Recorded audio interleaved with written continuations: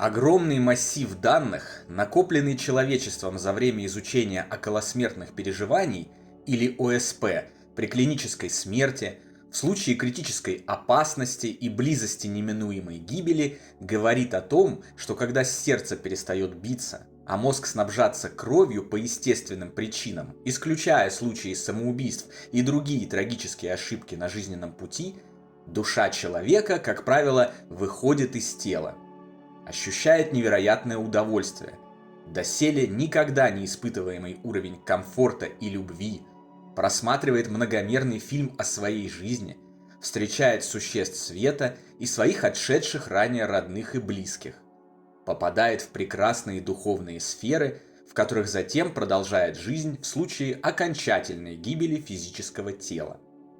И все же, с моей стороны, было бы нечестным, если вовсе не откровенным подлогом, не упомянуть о том, что из этого приятного правила есть исключение, и вы должны об этом знать и помнить. В ряде случаев человек оказывается в не столь приятных местах и вместо любви и счастья испытывает страх и ужас. Подобный опыт называется адским ОСП. Некоторые пациенты, побывавшие за гранью земного мира, реанимированные и вернувшиеся оттуда, описывают адское ОСП как безусловно тяжелый и кошмарный опыт. Они оказываются в полной темноте и пустоте, слышат душераздирающие крики, видят образы страшных существ, искаженные гримасами страданий и боли лица людей. Иногда они становятся жертвами неких сущностей человеческого или нечеловеческого вида. Такие сущности могут заманивать в ужасные места, оскорблять, избивать и даже пытаться изнасиловать их. В отдельных случаях люди видят таких сущностей, бесконечно сражающихся между собой с невиданными яростью, ненавистью и жестокостью. Пейзажи областей, в которых происходят адские ОСП, в отличие от стандартного ОСП, не радуют безмерно красивой природой, цветами и красками. Обычно это безжизненные пустыни, туманные, мрачные и темные области, холодные пещеры или вовсе целые миры, в которых не существует ничего, кроме тьмы. Одним из первых на существование не только приятных ОСП, но и неприятных, адских, обратил внимание американский кардиолог доктор Моррис Роулингс, бывший скептик и носитель материалистических взглядов. Однажды во время смены он реанимировал пациента в состоянии клинической смерти, который периодически приходил в себя и кричал: «Не останавливайтесь! Разве вы не видите? Я в аду! Всякий раз, когда вы перестаете, я попадаю в ад!» С тех пор Роулингс, как и его предшественники, коллеги, изучавшие ОСП, поверил в существование трансцендентального опыта и стал проводить собственные исследования. Он опрашивал реанимированных пациентов о том, что они видели в моменты клинической смерти, и пришел к уверенному выводу, что бывают не только райские, но и адские ОСП. Затем, на протяжении оставшейся жизни, он в основном сконцентрировался на сборе и анализе исключительно адских опытов. С одной стороны, это действительно факт. Адские ОСП существуют. Однако, поскольку доктор Роулингс представляет собой убежденного последователя догматической религии со всеми ее штампами, заблуждениями и искажениями, нужно быть очень внимательными к той информации, которую он преподносит в своих исследованиях. Через неприятный опыт опрошенных им пациентов он всякий раз с пеной у рта пытается убедить всех живущих, что адские ОСП – это доказательство существования библейского ада, в который попадает любой грешник. Как и в случае с разными религиями, у объекта таких убеждений появляется ложное ощущение, что попасть в ад можно за любую мелкую провинность. Религиозная предвзятость доктора Роулингса и некий его фанатизм приводят его к ошибочным выводам, а также намеренным подменам понятий и таким образом снижают достоверность представленной в его исследованиях информации до мусорного уровня. На протяжении своей исследовательской деятельности Роулингс написал несколько книг об адских ОСП, пока в 2010 году сам не отправился в неизведанный мир. Попал ли он в небесные сферы или оказался в так любимом им аду, мы, к сожалению, уже не узнаем. По крайней мере до тех пор, пока не придет час нашего собственного переезда в запределье. Что же означают адские ОСП на самом деле? Я изучил тысячи и тысячи источников информации об ОСП и коммуникациях с потусторонним миром, оставленных человечеством за несколько тысячелетий существования. Обобщенная информация и сделанные мною выводы показывают абсолютные закономерности и корреляцию с тем, что описывают в своих рассказах прошедшие адские ОСП.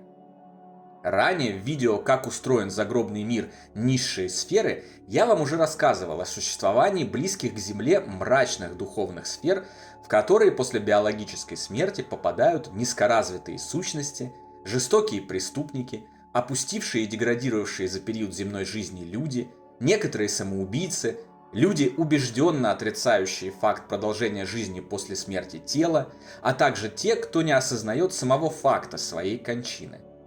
Тьма, отсутствие света, пещеры, страшные существа, душераздирающие крики, сражающиеся люди, мрак, туман, холод и так далее. Все, что описывают прошедшие адское ОСП, все это можно обнаружить в описаниях низших духовных сфер, получаемых на протяжении сотен лет совершенно другими методами и другими инструментами. Та информация, которая приходит к нам из потустороннего мира, то, что мы сами смогли изучить на Земле, а также простая логика показывают уверенные совпадения и приводят к выводам, что в адских ОСП люди попадают именно в эти низшие сферы той стороны, а вовсе не в библейский ад.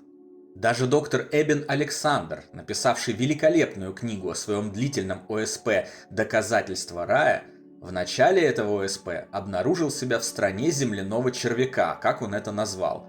Это была область тьмы, мрака и холода, в которой звучали ужасающие и раздражающие звуки.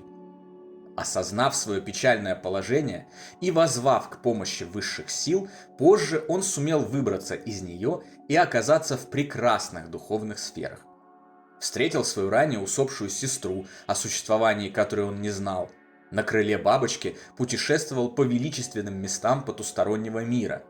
Обозревал неописуемо прекрасную природу и здания. И, несмотря на безнадежное положение своего физического тела, вернулся и смог поведать человечеству о своем важном опыте.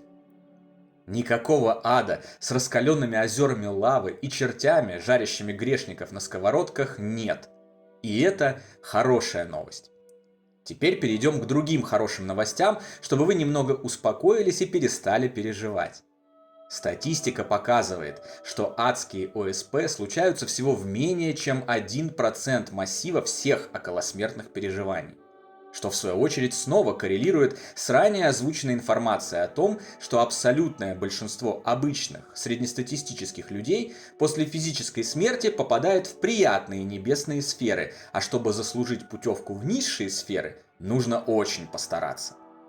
Еще одна хорошая новость состоит в том, что даже адское ОСП, как и обычное ОСП, меняет личность человека к лучшему. Все, кто испытал ОСП, независимо от их типа, становятся добрее, осознают приоритет духовных ценностей над материальными, перестают бояться смерти, меняют свою жизнь к лучшему и посвящают как минимум ее часть бескорыстному служению другим людям. А значит, и адское ОСП выступает доказательством реальности путешествия в потусторонний мир во время клинической смерти, а также демонстрирует, что никогда не поздно измениться и поменять вектор своего развития, заслужив более приятную посмертную судьбу. Есть отдельные личности, которые распространяют опыт адских ОСП на все без исключения души и утверждают, что это явное доказательство того, что 98-99% людей не попадают в рай, а отправляются стоящими у его врат ангелами-привратниками прямиком в ад. Что тут скажешь? Я в это не верю. И не только потому, что обобщенный массив данных, информации и исследований за несколько тысяч лет опровергает это, но и благодаря элементарной логике, доступной даже на ограниченном земном уровне мышления. Я уверен, что эти ужасы и страшилки не более чем обратная сторона медали страха, которым живущие в своих корыстных целях пытаются заселить сердца людей. С одной стороны материалисты, спонсирующие страх смерти как небытия, с другой – последователи религий, рассказывающие про ад и вечные муки в подарок от жестокого бога-садиста, ненавидящего 99% людей и неспособного их простить. Это все как раз известные человеческие слабости. Многие люди уже на земном этапе своей вечной жизни способны их перерасти. Что уж говорить о бесконечно мудром и величественном Боге, который дал нам, своим детям, абсолютную свободу воли и наделил правом принимать любые решения. Неужели сначала одарив нас этими возможностями, он стал бы затем наказывать нас за их реализацию, пусть иногда и некорректную? Представьте, что к вам пришел ваш ребенок с просьбой разрешить ему сделать татуировку не самого однозначного содержания. Да, вы понимаете, что он потом пожалеет об этом, скорее всего будет вынужден ее сводить и испытывать боль и определенные неудобства. Но также вы понимаете и то, что лучшее знание – это знание, полученное самостоятельно. Никакой жесткий запрет не научит его. Наоборот, станет поводом к совершению дополнительных ошибок. А еще вы уважаете право ребенка поступать со своим собственным телом так, как ему захочется. И вот вы, хоть и нехотя, даете свое разрешение, а на следующий день ребенок приходит домой и показывает вам свою тату. И тут, видя своими глазами, что все еще хуже, чем ожидалось в теории, вам становится совсем печально. Но как вы отреагируете? Накажете за то, что сами же и разрешили? Конечно, нет. Бог тем более не будет вести себя подобным противоречивым образом. В результате насаждения очень человеческих представлений из разряда «судим по себе» мир погружен в сплошной страх, независимо от того, верит человек в посмертную жизнь или нет. Все вместе эти проповедники ада на самом деле делают не благое дело, а наоборот, ужасное и разрушительное, спонсируя страхи, толкающие мир в жестокость, насилие, войны, лицемерие и ложь. Истинное же знание о том, что после смерти физического тела мы продолжаем жизнь, и абсолютное большинство из нас попадает в прекрасные миры, от страхов освобождает и наполняет жизнь радостью и счастьем, стремлением бескорыстно служить и помогать другим, чем меняет мир к лучшему. Истинный Господь не человек, а значит и не садист-обиженка, таящая зло на каждого живущего и из-под тишка мстящая ему в безвыходном положении смерти тела, дождавшись такой возможности. Истинный Бог не противоречивый глупец, сначала давший человеку полную свободу воли и возможность совершать ошибки, а затем карающий за реализацию этой данной им же возможности. Истинный Бог – это любовь, прощение, свет и добро.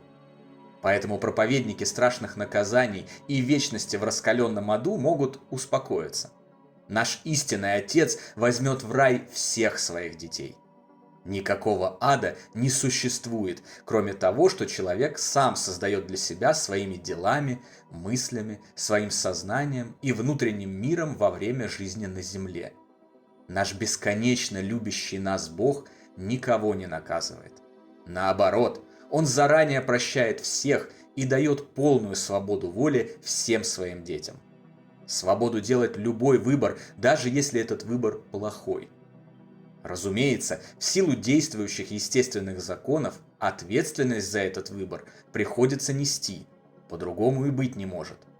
Но ответственность эта только перед собой и своей вечной, и, что самое главное, вечно доброй, бессмертной душой. Нет никаких наказаний и кар.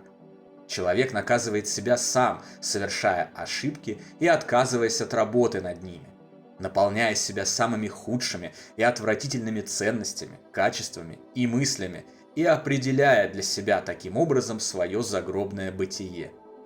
Но даже в этих печальных случаях никогда не поздно обратиться к свету, воззвать к его помощи и покинуть мрачные сферы в сопровождении ангелов, духовных наставников, ранее усопших родных и друзей.